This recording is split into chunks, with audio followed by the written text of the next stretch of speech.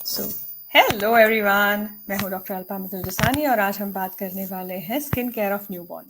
जब भी न्यूबॉर्न की बात आती है तो घर में मम्मा पापा के अलावा पूरे का पूरा फैमिली भी बहुत ज़्यादा सेंसिटिव और सेंसी और बहुत ज़्यादा स्कैर्ड हो जाते हैं कि भाई हमारा छोटा न्यूबॉर्न जस्ट बॉर्न बेबी है, उसका हम कैसे बेस्ट ख्याल रखें। और वो भी जब बात होती है विंटर्स की तो हमारा स्किन केयर को लेके और भी ज़्यादा एंजाइटी स्ट्रेस बढ़ जाता है। सो आज हम आ रहे हैं आपके पास discussing how to take care of the skin of your newly small born baby। ठीक है, सो हमारे पास एक क्यूट सा प्रेजेंटेशन है जिसको हम शेयर करेंगे एंड उसके साथ साथ हम बहुत सारी डिस्कशन न्यूबॉर्न केयर और न्यूबॉर्न स्किन केयर दोनों की करेंगे। So let's start the presentation now. Okay, so as you see we are going to primarily talk, हम प्राइमरली बात करने वाले हैं बच्चों के न्यूबॉर्न के स्किन केयर के बारे में। ठीक है, पर हाँ उसके साथ साथ हम बहुत सारी इंटरेस्टिंग टिप्स भी आपको देने वाले हैं regarding the skin care of yours as well. Okay, so सबसे पहले तो क्या डिफरेंट है, क्यों हम न्यूबॉर्न स्किन केयर की बात ज़्यादा कर रहे हैं, क्या डिफरेंसेस हैं, क्यों हमको स्किन ऑफ न्यूबॉर्न को लेकर ज़्यादा पर्टिकुलर होना पड़ता है। तो भाई जैसे आप पढ़ रहे हो, जो न्यूबॉर्न बेबी है, जो इन्फेंट है, उसका स्किन जो होता है वो थिन रहता है, हेयरी कम रहता है हम हमारी कंपैरिजन में, और जो कॉर्निफिकेशन के लेयर्स होते हैं वो थोड़े से अभी भी हमारे कम हैं। तो we have to take care of the skin of the newborn. Baby skin जो है उसको प्रोटेक्ट करने के लिए out of the hostile atmosphere हमको स्पेशली जो है केयर करना पड़ता है, क्योंकि बाहर का atmosphere, outside new atmosphere is absolutely alien for the बच्चू। अंदर जब बच्चा एमनियोटिक फ्लूइड में था तो बहुत ज़्यादा लिक्विड से कवर्ड था, जब हम बाहर आ रहे हैं तो हम पोल्यूटेंट्स के कांटेक्ट में आ रहे हैं, डिफरेंट क्लोथिंग मटेरियल के कांटेक्ट में आ रहे हैं। तो जब बच्चा बॉर्न होता है तो उस टाइम पे बहुत सारे जो हमारे इन यूट्रो लेयर्स रहते हैं, जैसे कि सीबम है, ग्राइम है, वो सबसे कवर्ड रहता है। अब जब बच्चा बाहर आ रहा है तो अब हमारे पास बहुत सारे ऑप्शन हैं और हम बहुत ज़्यादा कन्फ्यूज है क्या यूज़ करें, कौन सा बेबी सॉप यूज़ करे, कौन सा बेबी ऑयल यूज़ करे, कौन सा बेबी लोशन यूज़ करे, should we use a separate shampoo and a body wash, or should we use the one that is in common, lotion use करें, cream use करें, तेल मालिश करें, क्या करें। सो अब जब बहुत सारी ऑप्शंस हैं तो उसमें बहुत सारे अलग अलग ये भी रहते हैं कि भाई किसी में अलग फ्रेग्रेंस आ रही है, किसी में अलग कलर आ रहा है, किसी का थिकनेस डिफरेंस है। तो सबसे पहले हमको ये समझना है कि बिल्कुल भी हमको आर्टिफिशियल जो हमारे फ्रेग्रेंसेस होते हैं, प्रिजर्वेटिव्स होते हैं, वो नहीं चाहिए बच्चों की स्किन केयर के लिए, क्योंकि वो बहुत ज़्यादा इरिटेंट होते हैं and they can cause rashes in the newborn skin. ठीक है, so first thing and foremost thing, no chances of using something which is having high grade preservatives or artificial fragrance or colors, right? So natural चाहिए, non toxic चाहिए, isn't it? तो क्या क्या options हैं, तो principles हमारे ये हैं कि सेफ एंड ट्रस्टेड प्रोडक्ट्स हमको यूज करने हैं। ठीक है, प्रोडक्ट्स ऐसे होने चाहिए जो कि बच्चे की स्किन केयर में अगर एब्जॉर्ब हो रहे हैं तो बच्चे को प्रॉब्लम नहीं कर रहे हैं, because whatever you put on a newborn skin is going to eventually be absorbed, right? So इतनी थिन स्किन है, सब कुछ एब्जॉर्ब हो जाता है, तो हमको ध्यान रखना पड़ेगा कि हम वो चीज़ें यूज़ करें जो कि बच्चे को परेशान ना करें, कोई भी हार्मफुल सब्सटेंस, कोई भी हेवी सब्सटेंस बच्चे की बॉडी में ना जाए। माइल्ड और जेंटल बेबी प्रोडक्ट्स को हम यूज़ करेंगे क्योंकि बेबी की स्किन एकदम पतली है और इरिटेट इजीली हो जाती है।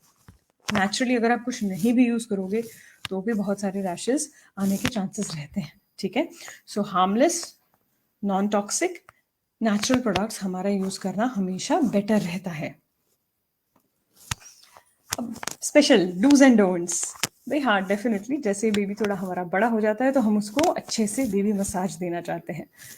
डेफिनेटली हम उसको डायरेक्ट सनलाइट में without the barrier of a glass नहीं रख रहे हैं, बिकॉज अभी इतना ठंडा हवा भी चल रहा है। ठीक है, जेंटल मॉइस्चराइजिंग लोशन यूज़ करेंगे, हार्श सेंटेड प्रोडक्ट्स यूज़ नहीं करेंगे, डायपर रैश क्रीम चेक करते रहेंगे कि बराबर बच्चे को सूट कर रहा है नहीं कर रहा है, बिकॉज डायपर रैश जो है और डायपर केयर जो है थोड़ा लंबा चलने वाला है।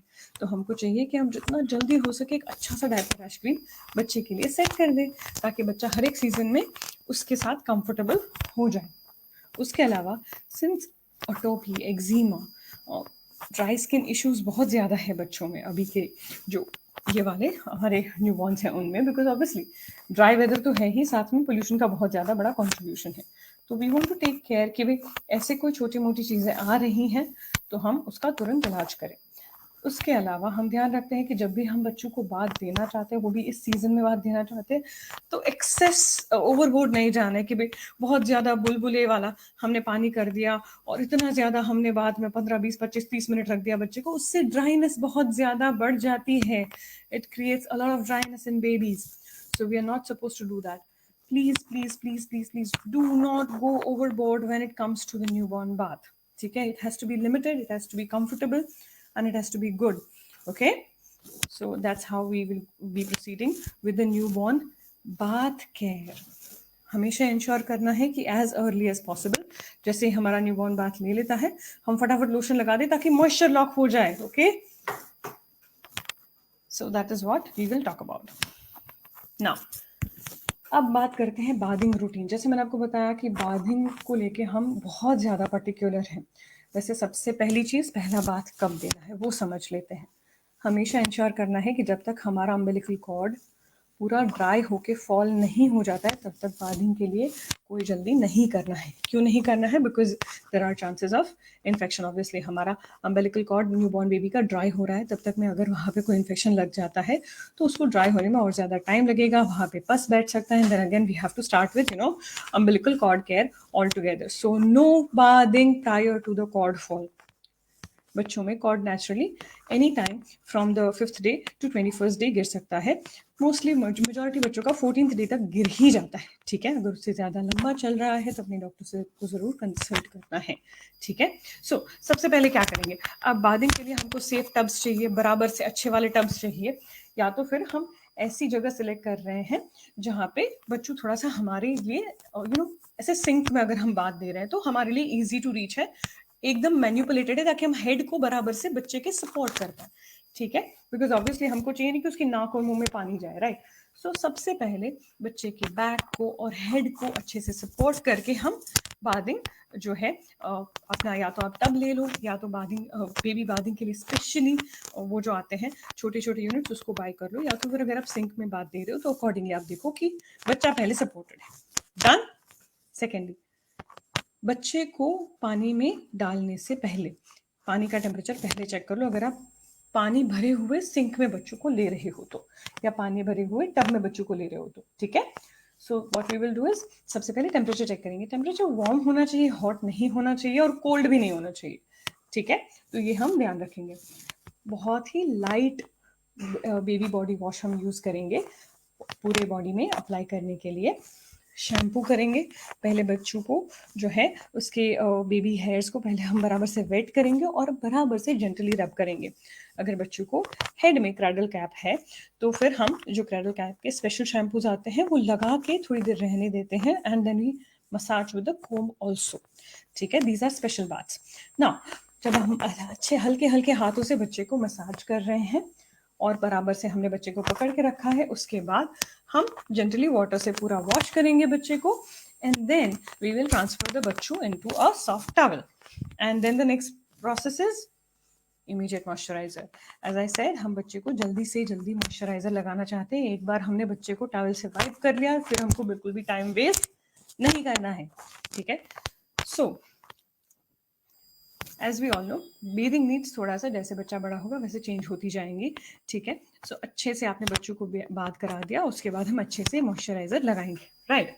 अब जो बाथिंग के लिए हम क्लेंजर्स यूज़ करते हैं, सोप्स यूज़ करते हैं, वो माइल्ड होने चाहिए, नॉन इरिटेंट होने चाहिए और टीयर फ्री होने चाहिए कि बच्चे के अगर आँख में जाते हैं तो परेशानी ना करें। ओके, एंड ऑब्वियसली जितना हो सके उतना नेचुरल होने चाहिए। ठीक है, so we do have nice products coming in and I am showing a few of them, आप उनको देख सकते हो। So this is a 2-in-1 baby wash and cleanser. Now once हमारा बाथिंग हो गया, जैसे मैंने बताया हमको तुरंत लगाना है मॉइस्चराइजर। अब मॉइस्चराइजर लगाने के लिए take a good amount on your palm and gently apply all over the body and as fast as you can, क्योंकि हमारा बच्चा अभी सीधा बाथ से बाहर आया है, हमने उसको टॉवल से और डैम्प टॉवल से जो है उसको क्लीन किया है, बराबर है। तो अभी बच्चे को थोड़ा ठंडा भी लग रहा होगा, तो this process has to be pretty much faster. जल्दी जल्दी से हम अच्छा गुड क्वालिटी मॉइस्चराइजर लेंगे, गुड क्वांटिटी में लेंगे क्योंकि हमको अच्छे से लेयर करना है, एंड देन पूरे बॉडी में अच्छे से हम अप्लाई करेंगे, ठीक है, अच्छे से रब करके मसाज की तरह। So Equals to also has a good moisturizer and you can use it. So once you have applied a moisturizer in a good quantity, the next thing you want to look is the bums of the baby, because अब तो next सीधा diaper पहनाने वाले हम बच्चे को, right. जैसे ही बच्चे ने नहा लिया है, रेडी हो गया है, तो हम उसको क्लोथ्स पहनाएंगे। क्लोथ्स से पहले तो डायपर पहनाएंगे। So now we will talk about the diaper care routine. सबसे पहले तो डेफिनेटली हमारा ये पर्पस है कि जब भी हम बच्चे को नहलाते हैं, अदरवाइज भी हम हमेशा बम चेक करते रहते हैं, but when we are giving a bath to the बच्चू, नहलाने के बाद जब बच्चे को वाइप किया है और मॉइस्चराइजर पूरे बॉडी में अप्लाई किया है, तब हम क्या करेंगे, तब हम अच्छे से पहले जो हमारा डायपर साइट है वो चेक कर लेंगे, वहाँ पे कोई छोटे मोटे रैशेज नहीं है ना, कोई इश्यूज नहीं है ना, बच्चे को कोई जलन वगैरह इरिटेशन वगैरह तो नहीं हो रही है ना, वो सब चेक कर लेंगे। Then we will check the diaper. अभी हमको एक फ्रेश क्लीन डायपर चाहिए जो कि बिल्कुल भी सोक्ड ना हो, ऑब्वियसली, ठीक है, सॉफ्ट हो, बच्चे की स्किन को बिल्कुल भी हार्श ना रहे, वैसा हमको डायपर चाहिए, ठीक है। Now there are various way of cleaning the bum site. One of them is कि आप अच्छे से क्लीन कॉटन बॉल्स लो या वॉश क्लोथ लो या वाइप्स ले लो, ठीक है। फिर आप क्या करो, उसको अच्छे से जो है वाटर में थोड़ा सा सोक करके, फिर थोड़ा सा जो है उसमें से पानी निकाल के अच्छे से बम्स को वाइप कर दो, अगर बच्चों ने सुसु या पॉटी किया हुआ है तो, ठीक है। And then what you do is once you pat it dry, now you can apply an ointment to prevent और सूद द डायपर रैश। सबसे पहले तो हम चाहते हैं कि डायपर रैश हो ही नहीं। सो अगर आप रूटीन में जो हमारा डायपर एरिया है बच्चे का, वहाँ पे प्रिकॉशनरी अच्छे से आप डायपर क्रीम जो रहता है वो अप्लाई करके रखेंगे, तो इजीली वो एरिया ड्राई नहीं होगा, चैप्ड नहीं होगा, वहाँ पे इरिटेशन होने ही नहीं देगा, because it acts as a nice barrier, it covers the skin and does not let the urine and the potty irritate the skin and hence keeps the bum softy, keeps the entire area soft and supple, ठीक है, तो skin irritate नहीं होने देगा, ठीक है। अब when we are talking about powders, नीचे के एरिया में as such रूटीन में कोई पाउडर का रिक्वायरमेंट नहीं है, just obviously a loving touch is required. So what we'll do is हम अच्छे से जब बेबी को नहला रहे हैं, रेडी कर रहे हैं, तो we are going to keep talking with the baby ताकि बच्चों भी हमारे साथ अच्छे से engaged रहेगा, ठीक है। सो अब डायपर रैश का फॉर्मूला कैसा होना चाहिए, ऑब्वियसली इफेक्टिव होना चाहिए, राइट, बिकॉज हमको चाहिए नहीं कि बच्चे के डायपर एरिया में डायपर रैशेज आए, राइट। उससे ज़्यादा वो सेफ भी होना चाहिए, कम से कम केमिकल्स होने चाहिए, एलर्जी नहीं होना चाहिए उससे, फ्रेग्रेंस फ्री रहना चाहिए वो, एंड ईज ऑफ एप्लीकेशन उसमें होना चाहिए, that is it goes on smoothly and is not too thick for the baby कि बच्चा उससे फिर इरिटेट हो जाए। So what we are going to do is, we have a lot of preparations. Some are, used for prevention. Some are used for treatment of diaper rashes. As such, अगर आपको बच्चे को रूटीन में कोई issue नहीं है, तो what you can do is, you can definitely use a preventive diaper rash formula. And what we can in routine do is, we can regularly moisturize that area ताकि वहाँ पे कोई प्रॉब्लम ही ना हो।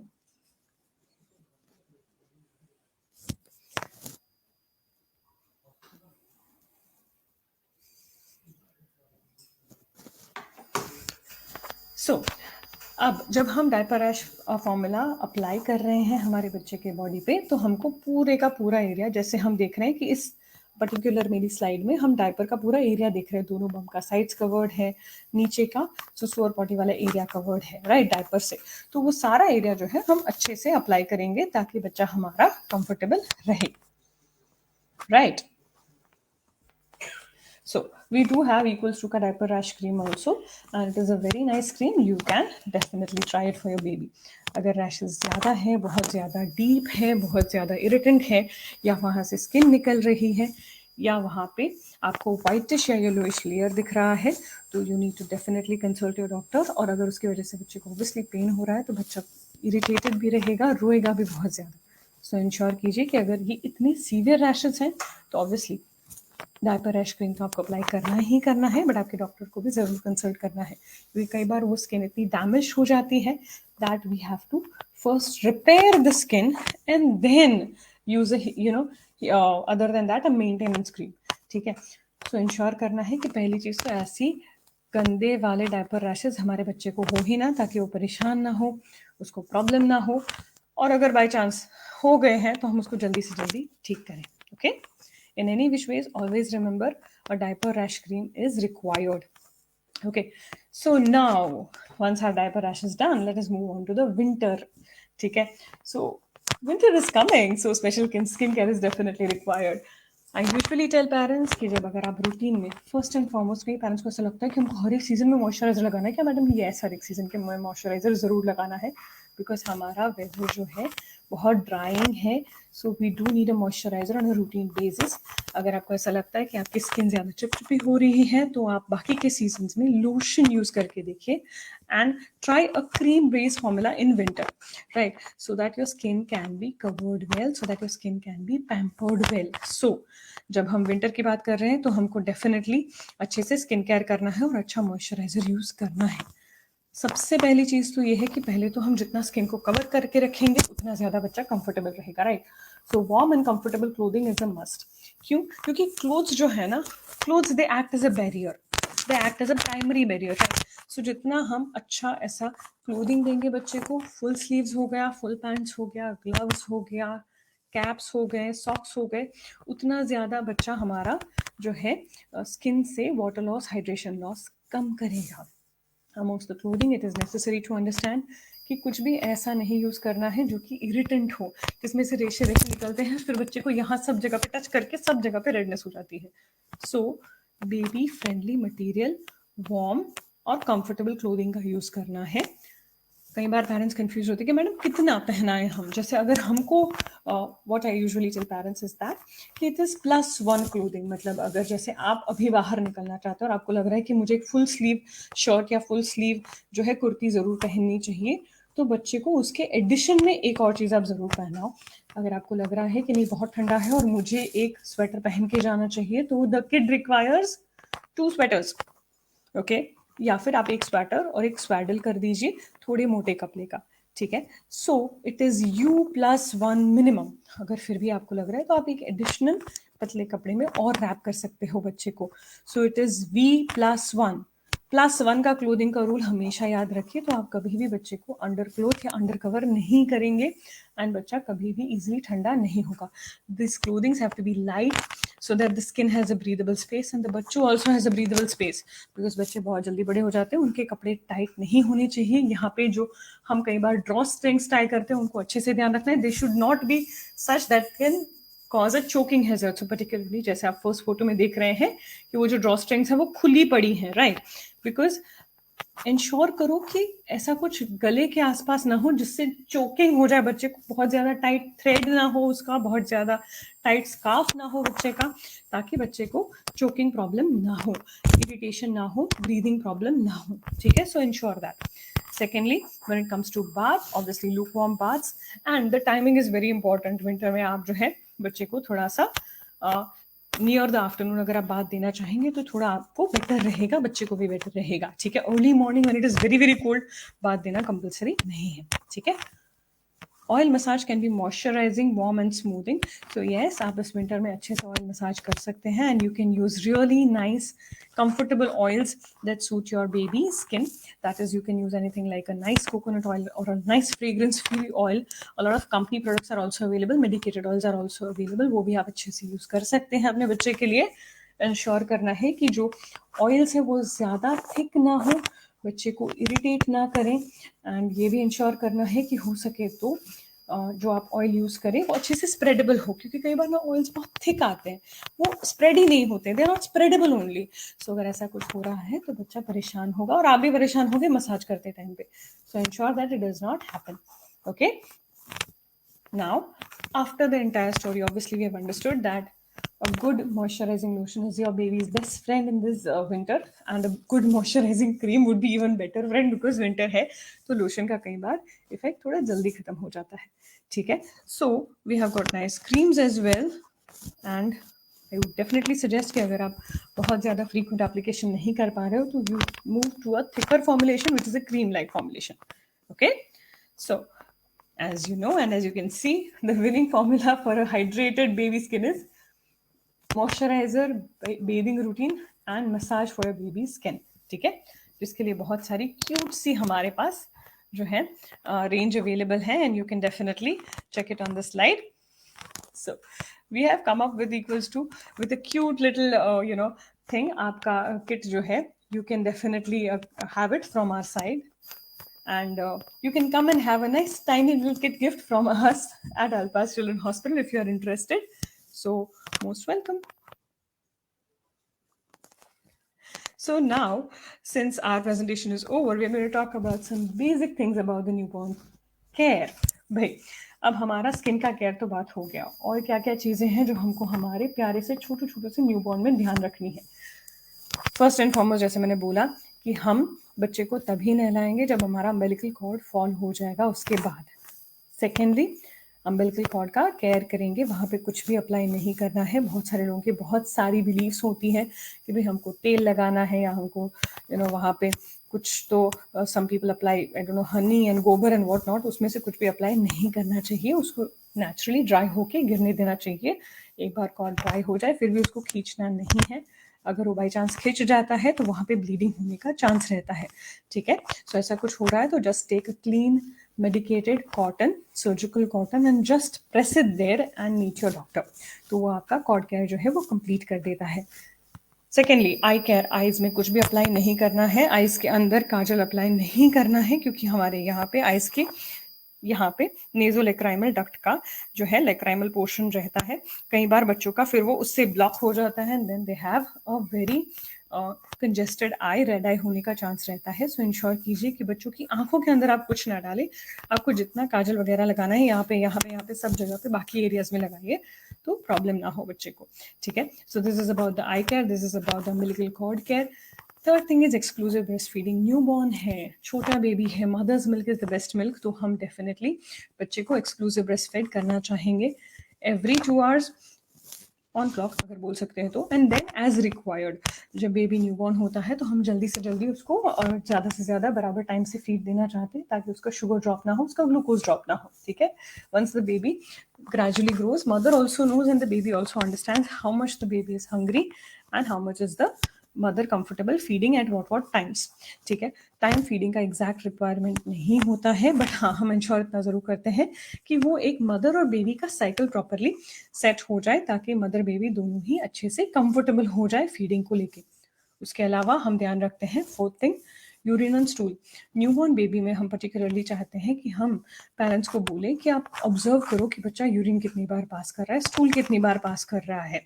ठीक है, फर्स्ट यूरिनेशन जो है वो विद इन 24 आवर्स कभी भी हो सकता है. एज अर्ली एज पॉसिबल हो जाए उतना बेटर है. ठीक है, 48 आवर्स तक वेट कर सकते हैं, but stool with in 24 hours ज़रूर पास हो जाना चाहिए. Most newborns who are well fed initially ही बहुत जल्दी से 6 to 7 times a day urine pass करना चालू कर देते हैं. Average frequency 6 to 7 times a day for sure. ठीक है, कई बार जो पेरेंट्स हैं वो डायपर में समझ नहीं पाते कि कितनी बार यूरिन पास हुआ है, तो just take an idea about diaper कितना भरा है. That can also help you to understand कि कल के कंपैरिजन में आज बच्चों ने बराबर यूरिन पास किया है कि नहीं किया है.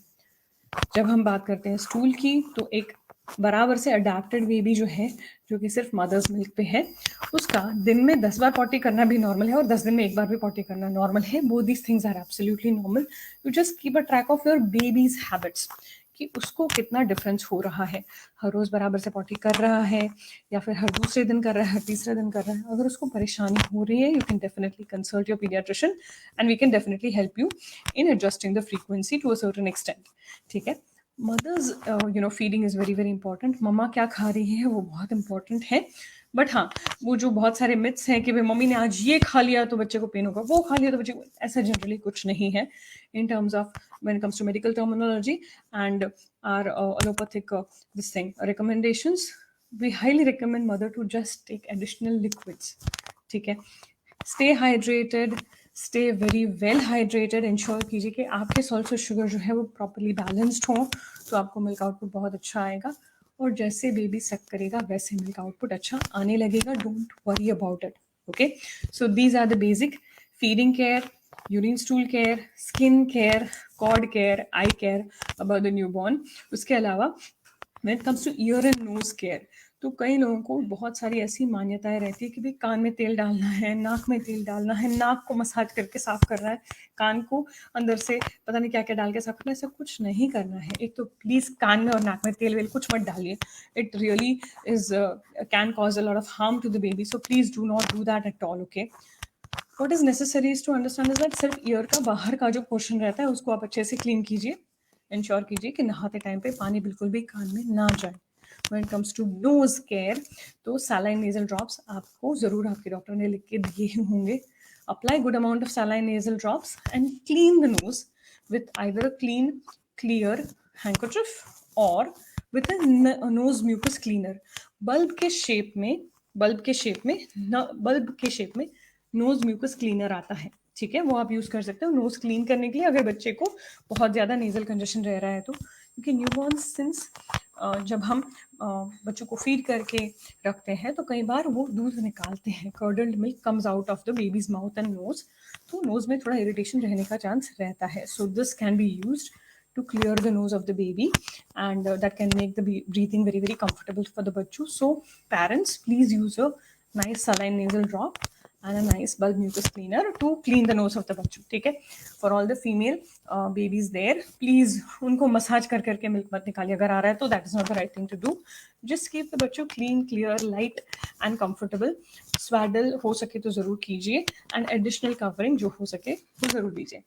So with that, the last very very few things that I want to tell you here and a small revision.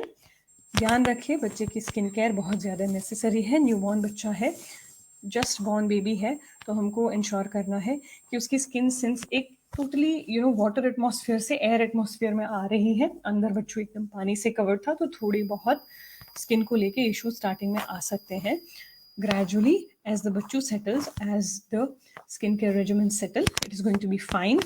A good combination of a bathing soap or a bathing liquid, moisturizer, and a good massage oil would help your baby's skin, stay hydrated, stay nice, stay baby skin and soft and supple. तो वो ज़रूर use कीजिए।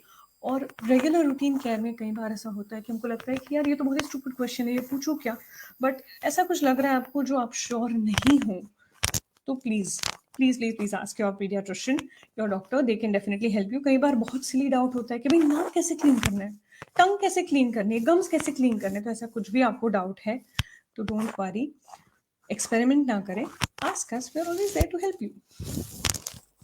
With that, it's me signing off. All the best, do put your questions in the section, कोई भी question होगा मैं उसको बाद में ज़रूर आंसर करूँगी।